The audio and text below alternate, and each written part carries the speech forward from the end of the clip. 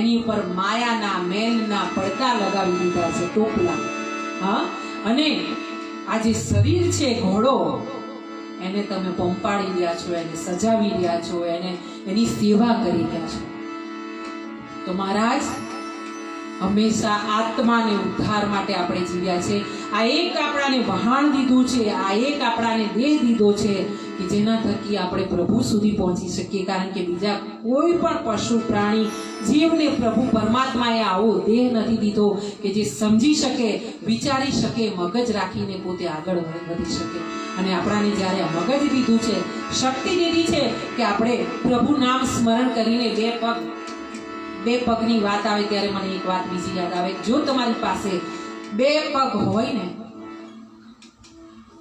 તો એમાં પણ તમારા પગ જો ફરવા જતા હોય, સારું સારું જમવા જતા હોય હોટલમાં, અને મૂવી દેખવા, પિક્ચર જોવા જતા હોય ને તો તમારા પગ કહેવાય.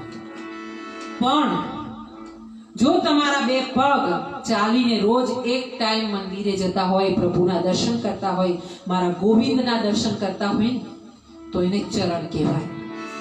હા, જો તમે નિત્ય નિયમથી પ્રભુના દર્શન ન કરતા હોવ તો તમારા પગ નથી, ચરણ નથી, એ ટાંટિયા છે, ટાંટિયા. હા, પણ જો તમે 2 હાથ દીધા હોય પ્રભુએ સુંદર રૂપાળા, અને એ હાથથી રોજ તમે ભગવાનની સામે મંદિરે જઈને, કાં તમારા ઘરના દેવસ્થાને ઊભા રહીને 2 તાળી પાડીને, કાં કોઈ તમારા ઘરે કોઈ ભિખારી, કોઈ ભિક્ષુક, કોઈ સંત મહાત્મા, કોઈ જરૂરિયાતમંદ માંગવા આવે અને એને 2 રોટલી, 2 રૂપિયા, તેને જરૂરિયાતની વસ્તુ આપી શકતા હો ને તો તમારા હાથ છે, હા, હસ્તકમળ છે. નહીતર હથોડા છે.